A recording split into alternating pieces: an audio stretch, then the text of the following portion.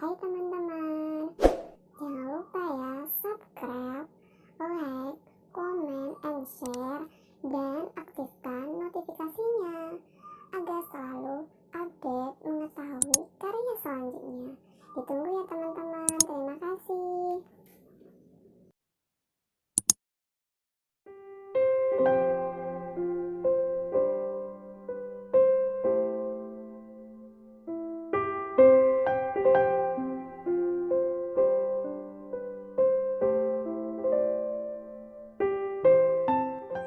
Assalamualaikum warahmatullahi wabarakatuh. Bagaimana kabarnya hari ini teman-teman? Semoga ya semuanya di dalam lindungan Allah, diberikan kesehatan selalu, dijauhkan dari virus wabah yang sekarang merajalela gitu kan ya. Sebelumnya kita harus bersyukur kepada Allah dengan mengucapkan alhamdulillahirabbil alamin, dengan segala nikmat Allah telah berikan kepada diri kita, kepada teman-teman sekalian, kepada antunna sekalian. Kita harus bersyukur di hal itu.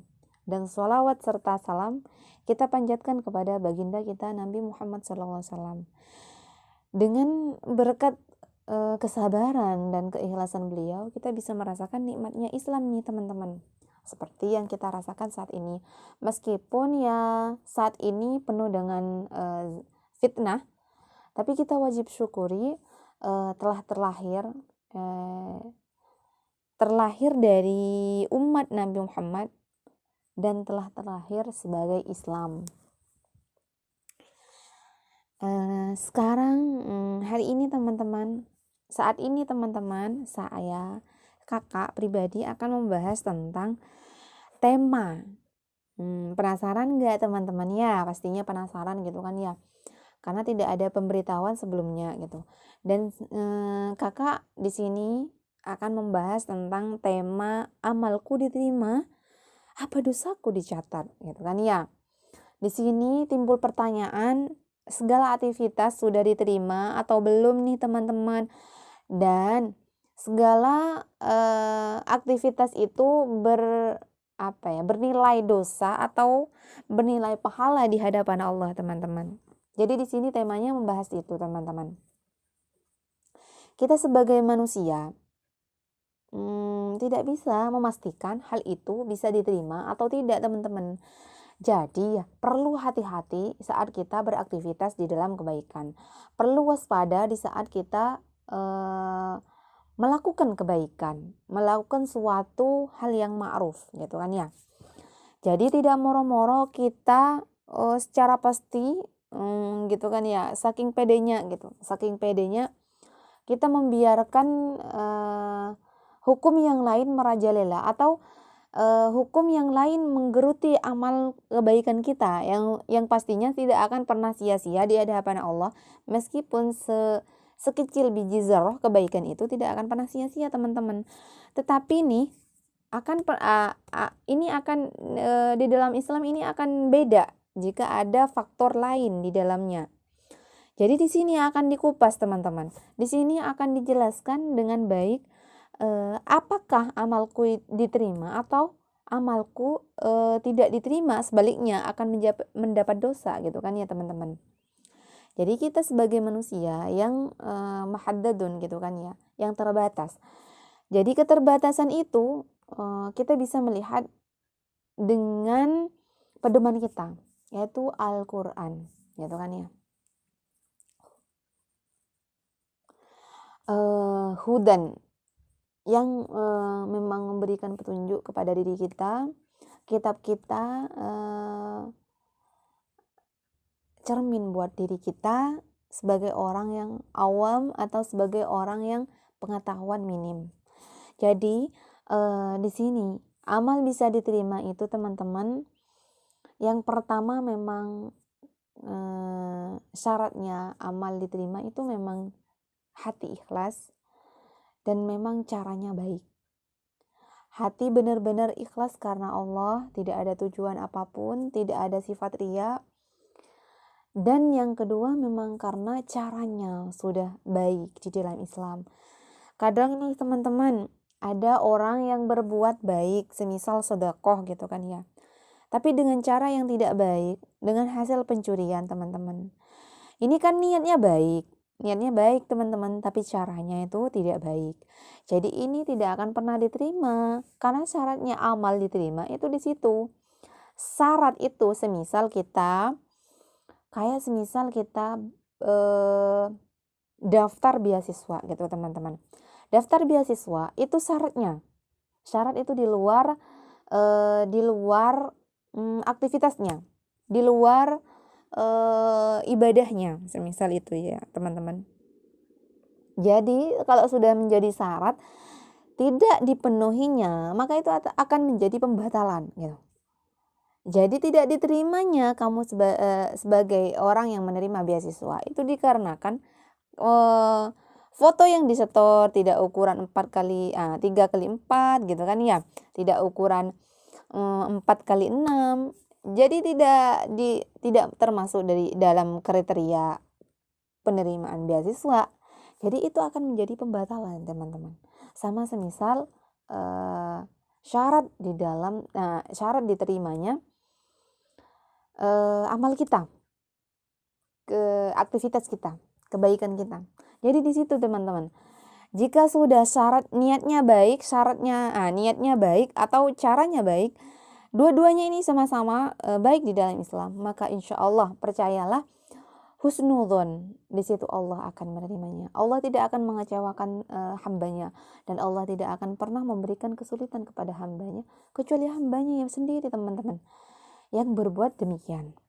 Jadi itu teman-teman gitu kan ya. Dan sebaliknya, jika kita dicatat dosa, itu berarti pada saat itu kita melakukan kemaksiatan. Semisal pencurian, perampokan, atau semisal korupsi. Kita sebagai koruptor semisal gitu teman-teman. Itu kan sudah jelas kemaksiatan gitu. Jadi itu pasti dicatat. Tidak akan pernah tidak dicatat, pasti dicatat. Itu kacamata di dalam Islam. Tapi di dalam Al-Quran juga dikatakan Allah bisa memaafkan atau Allah itu bisa tidak mencatat. Itu kehendak Allah teman-teman. Itu hak prioritas Allah. Tapi secara gamblangnya atau secara jelasnya di dalam Islam itu seperti itu. Jika kamu bermaksiat, maka kamu akan dicatat dosa teman-teman. Jika sebaliknya kamu melakukan amal kebaikan, maka akan diterima meskipun itu sekecil biji zarah gitu. Jadi di situ teman-teman. Makanya di situ di dalam Al-Quran surat Al-Jathiyat gitu kan ya, ayat 28. A'udzu billahi minasyaitonir rajim. Bismillahirrahmanirrahim. Wa tara kulla ummatin jathiyah. Kullu ummatin tud'a ila kitabihal yawma tujzauna ma kuntum ta'malun. Allah.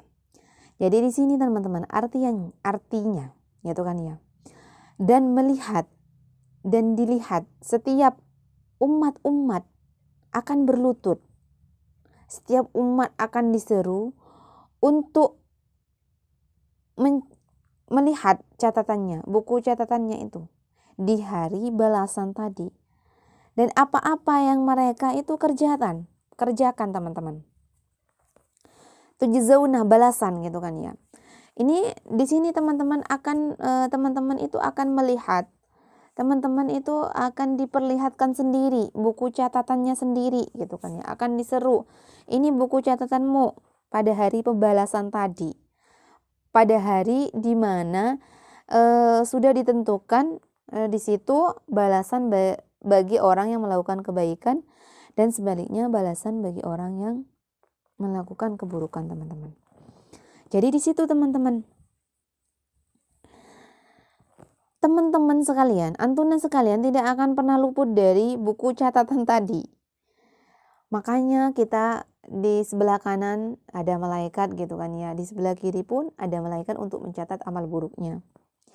Jadi teman-teman tidak akan pernah luput dari pencatatan atau pengawasan Allah Subhanahu wa taala. Jadi catatannya akan tetap ada. Kayak semisal CCTV gitu kan. CCTV-nya pasti ada, akan Allah tunjukkan gitu kan ya. Dan juga di dalam Quran surat Al-Qamar ayat 52. A'udzu billahi minasyaitonir rajim. Bismillahirrahmanirrahim. Wa kullu syai'in fa'aluhu fi zubur. Shadaqallahul azim. Jadi setiap sesuatu yang kamu kerjakan itu di dalam buku catatan. Akan tertampak di dalam buku catatan. Akan dicatat gitu kan ya. Tidak akan pernah luput, teman-teman. Dari mulai kita bangun tidur sampai tidur kembali itu tidak akan pernah luput. Itulah kehebatan Allah Subhanahu wa taala. Juga di dalam surat Al-Qamar tadi di ayat berikutnya ayat 53. A'udzu billahi minasyaitonir rajim. Bismillahirrahmanirrahim. Wa kullu saghirin wa kabirin mustatar. Jadi setiap yang kecil dan yang besar itu akan tertulis, teman-teman. Jadi tidak akan pernah luput, teman-teman. Tulisan itu, catatan itu, baik buruk, baik itu kebaikan atau kemaksiatan. Baik itu hal yang ma'ruf atau hal yang mungkar, teman-teman. Jadi tidak akan pernah luput dari catatan Allah Subhanahu wa taala. Dan juga teman-teman ada di Quran surat Al-Insyiqaq lagi ayat 1 ayat 7 ayat 7 teman-teman, bahwasanya di situ dijelaskan jika amal kita adalah banyak kepada kebaikan, aktivitas kita banyak di dalam kebaikan, maka akan diterima dengan tangan kanan dan posisinya kita itu sangat bahagia, mudah menerimanya. Sehingga waktu itu kita sangat-sangat bersyukur menerima dengan tangan kanan tadi. Dan sebaliknya di Quran surat Al-Haqqah ayat 25, teman-teman. Di situ sampai kita mengatakan, kenapa saya harus menerima buku catatanku dengan tangan kiriku? Sampai ada penyesalan seperti itu, teman-teman. Semoga ya teman-teman sekalian, saya sendiri khususnya tidak menerima catatan amal di tangan kiri kita. Semoga kita benar-benar menerima catatan semua aktivitas kita di tangan kanan kita. Amin, amin ya rabbal alamin. Mungkin itu yang bisa saya sampaikan meskipun sedikit, semoga bermanfaat untuk teman-teman. Kalau bermanfaat, teman-teman di like, subscribe, dan share. Dan ditunggu ya teman-teman komentarnya yang baik-baik untuk karya kedepannya, untuk dakwah Islam secara kafah. Ihdinas siratal mustaqim. Assalamualaikum warahmatullahi wabarakatuh.